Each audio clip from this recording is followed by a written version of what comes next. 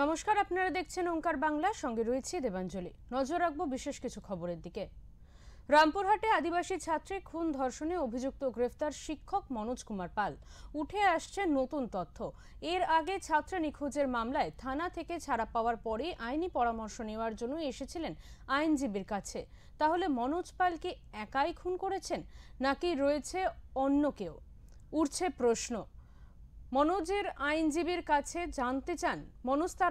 কাছে জানতে চান যদি ছাত্রের পচা গলা দেহ উদ্ধার হয় তাহলে পুলিশ তাকে ধরতে পারবে কিনা, কতদিন পর উদ্ধার হলে পুলিশ ধরতে পারবে। এছাড়াও খুঁটিনাটি আরও নানা বিষয় সে জানতে চায় তার আইনজীবীর কাছে, এমনটাই জানাচ্ছেন তার আইনজীবী অনিন্দ সিংহ।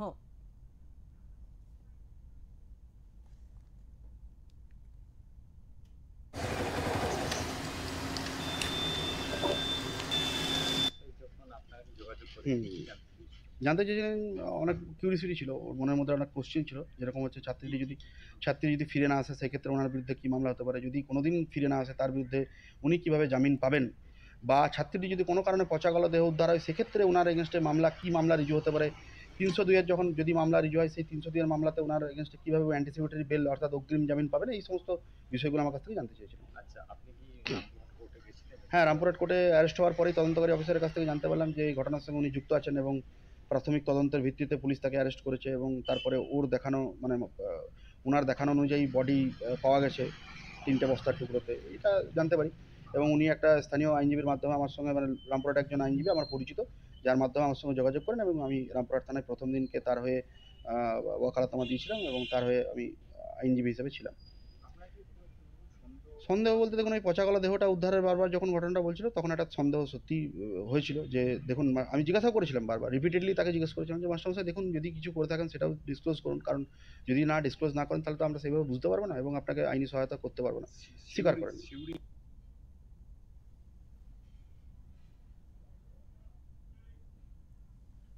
আমরা এই বিষয়ে কথা বলে নেব। আমাদের সঙ্গে রয়েছেন আমাদের প্রতিনিধি প্রীতম দাস। প্রীতম, তোমার কাছে জানতে চাইবো যে মনোজ কুমার পাল তিনি ঠিক কবে অনিন্দ সিংহর সঙ্গে দেখা করেছিলেন, তার আইনজীবী অনিন্দ সিংহর সঙ্গে তিনি ঠিক কবে দেখা করেছিলেন, কি জানা যাচ্ছে সে বিষয়? দেখো দেবাঞ্জলি, প্রথমে বলে রাখি যে বেশ কিছু চাঞ্চল্যকর তথ্য উঠে আসছে যে গত 28 তারিখ যে এই মেয়ে নিখোঁজ হয় তার বাড়ি থেকে টিউশন যাওয়ার নাম করে, তারপরেই কিন্তু বাড়ির লোক একটা অভিযোগ দায়ের করেন নিখোঁজ হওয়ার।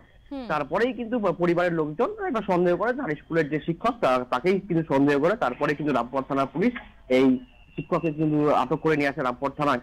তারপরে তার কাছে কিছু তথ্য না পাওয়ার পর তাকে কিন্তু ছেড়ে দেওয়া হয়। ছেড়ে দেওয়ার পর 7 তারিখ কিন্তু এক আইনজীবীর কাছে তিনি যান পরামর্শ নেওয়ার জন্য। কি পরামর্শ? যে এই ছাত্রী যে কেউ কাউকে আটকে রেখে জোর করে ধর্ষণ করলে কি মামলা হতে পারে, বা খুন করলে কি রকম ধারা হতে পারে, কিংবা পচা গলা দেহ যদি উদ্ধার হয় তাহলে কি রকম কি ধারা হতে পারে, এই বিষয়ে কিন্তু এক আইনজীবীর কাছে তিনি পরামর্শ নিতে যান। তারপরে কিন্তু আইনজীবী একটা সন্দেহ আছে তার মধ্যে যে এত প্রশ্ন কেন তিনি করছেন বা কি কারণে এত রহস্য ঢুকে আছে। তারপরে কিন্তু রামপুরহাট থানা পুলিশ তাকে সন্দেহ বসে কিন্তু তাকে আটক করে। এখন কিন্তু তাকে রামপুরহাট থানা পুলিশ 15 দিনে পুলিশের হেফাজতে নির্দেশ দেয়। এখনো কিন্তু পুলিশের হেফাজতেই তিনি আছেন। এই যে একটা তথ্য উঠে আসছে যে এই পরিচিকা যে তার মাস্টারমশাই ঘরে কাজ করতো, তাকে কিন্তু রামপুরহাট থানা পুলিশ গত সোমবার অর্থাৎ 15 তারিখ থেকে কিন্তু ইতিমধ্যে আটক করে রেখেছে। এখানেই কিন্তু একটা গল্প আছে যে এই যে পরিচিকার ঘরে যে কাজ করে তার সঙ্গে কিন্তু একটা অবৈধ সম্পর্কে লিপ্ত ছিল এই শিক্ষক। একদমই, অনেক ধন্যবাদ প্রীতম তোমাকে।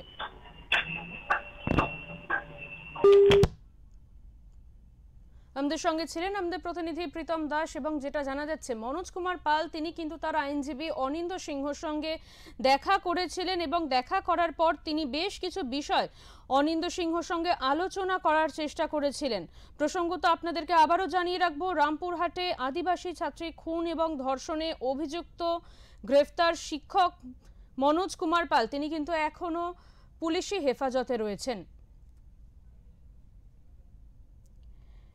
এই মনোজ কুমার পালকে নিয়ে এবারে কিন্তু উঠে আসছে নতুন তথ্য।